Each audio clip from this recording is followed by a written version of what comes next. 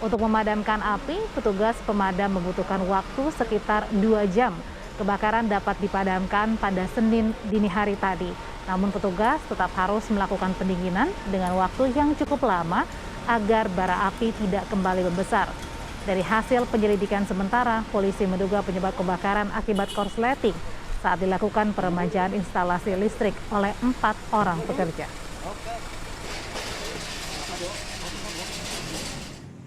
Kebakaran melanda lantai 1 gedung F di kawasan kantor BPOM terjadi sekitar pukul setengah 10 malam.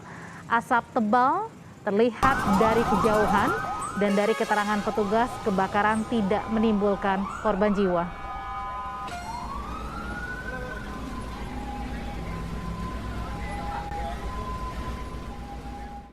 Pantauan terkini kondisi pasca kebakaran yang melanda gedung BPOM akan disampaikan jurnalis Kompas TV, Valentina Sitorus. Valen, apakah saat ini sudah ada hasil terbaru dari penyelidikan yang dilakukan kepolisian terkait dengan penyebab kebakaran? Karena sebelumnya dilaporkan ini terjadi kebakaran akibat korsleting listrik. Ya, Audrey dan juga saudara, selamat siang. Memang saat ini belum ada keterangan pastinya mengapa kebakaran bisa terjadi di gedung Badan Pengawas Obat dan Makanan. Pun hari ini sebenarnya pagi tadi kami mendapat informasi bahwa akan ada pemeriksaan olah tempat kejadian perkara langsung dari Laboratorium Forensik Mabes Polri. Namun seperti Anda lihat di belakang saya, ini juga para wartawan masih belum dapat akses masuk karena kami juga mencoba berusaha untuk mendapatkan konfirmasi atau mendapatkan izin dari pihak Humas BPOM sendiri. Belum ada jawaban yang membuat kami bisa mengetahui sebenarnya seperti apa tempat kejadian perkara sejak semalam hingga pagi ini. Namun berdasarkan penyelidikan terakhir begitu, memang hingga saat ini ada 5 orang saksi yang mana diyakini sebagai saksi mata atau kunci daripada sebuah kejadian ini terjadi pada semalam. 5 orang itu diantaranya adalah yang pertama merupakan pihak dari penjaga gedung BPOM yang bertugas pada malam hari ketika kebakaran terjadi. Kemudian sisanya adalah merupakan pekerja daripada peremajaan panel listrik. Dan seperti yang Anda katakan tadi, memang sebelumnya didapati bahwa dugaan sementara ini gedung terbakar akibat korsleting listrik karena memang sedang dilakukan pengerjaan dari peremajaan panel listrik. Dan hingga saat ini sebenarnya peneliti atau penyelidikan masih berlanjut, terutama oleh pihak Satreskrim Kepolisian Sektor Johar Baru, dan kemungkinan akan ada pengembangan atau penambahan saksi melihat dari seperti apa keterangan dari pihak terperiksa. Dan untuk informasi selengkapnya, kami sudah memiliki keterangan lengkap dari Kasat Reskrim Polres Metro Jakarta Pusat, Kompol Wisnu Wardana. Untuk bagian standarisasi obat dan prekursor zat adiktif. Kurang lebih tadi pukul 21 sampai dengan 10.30 api sudah berhasil dipadamkan. Kemudian penyebab kebakaran dugaan awal berdasarkan saksi yang melihat ini berasal dari korsleting listrik karena pada saat ini sedang dilakukan pembaruan listrik yang lama, instalasi listrik yang lama. Ini ada berapa orang yang sudah diminta keterangan untuk sekarang sudah diminta keterangan, dibawa ke Polsek Johar Baru, kurang lebih ada 5 orang, 1 orang dari tenaga security dan 5 orang dari tenaga pekerja yang melakukan renovasi atau pembaruan listrik.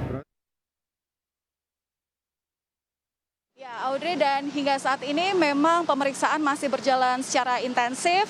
Kelima saksi mata masih diperiksa dan kami juga masih menunggu, tentu kabar terbaru akan berusaha kami kabarkan untuk Anda mengenai sebenarnya apa dan bagaimana kebakaran bisa terjadi terutama di Badan Pengawas Obat dan Makanan ini semalam. Audrey. Valen, meski sudah padam, tapi apakah kebakaran mengganggu aktivitas di gedung Badan POM, karena Badan POM ini menjadi salah satu badan yang berperan aktif dalam penanganan pandemi COVID-19. Ya, Audrey dan juga saudara, jika melihat bagaimana kebijakan PPKM darurat, memang BPOM ini menjadi salah satu sektor industri di sektor esensial dan juga kritikal. Kalau misalnya tadi saya melihat bagaimana aktivitas perkantoran, memang sejak pukul 9 pagi terlihat arus masuk keluar dari gedung perkantoran ini terlihat lancar. Itu artinya memang masih ada pekerjaan di dalam, yang mana memang sesuai aturan dari Satgas masih diperbolehkan untuk sektor esensial dan kritikal 50% pegawai diperbolehkan untuk bekerja. Namun jika ditanya apakah ada gangguan dari sebab kebakaran semalam, hingga saat ini kami masih menunggu konfirmasi dari pihak BPOM sendiri. Namun juga melihat di mana titik kebakaran itu terjadi. Semalam memang kebakaran disebutkan terjadi di lantai 1, tepatnya di gedung F, di bagian standarisasi obat, terutama di bawah Direktorat Standarisasi Obat NAPSA. Itu artinya memang tidak ada sangkut pautnya dengan penanganan pandemi. Kami bisa mengatakan seperti itu karena seperti keterangan pihak dari kepolisian bahwa ketika proses pemadaman semalam terlihat yang ada di salah satu ruangan tempat kebakaran terjadi hanya terlihat personal komputer atau PC, begitu, kemudian juga alat-alat pekerjaan lainnya dan juga termasuk kertas-kertas, dan kebakaran tidak terjadi pada Pusat Pengembangan Pengujian Obat dan Makanan Nasional yang merupakan laboratorium tempat obat dan juga penelitian lain sedang dilakukan. Tentu memang sekali lagi kami masih menunggu penjelasan resmi dari pihak BPOM.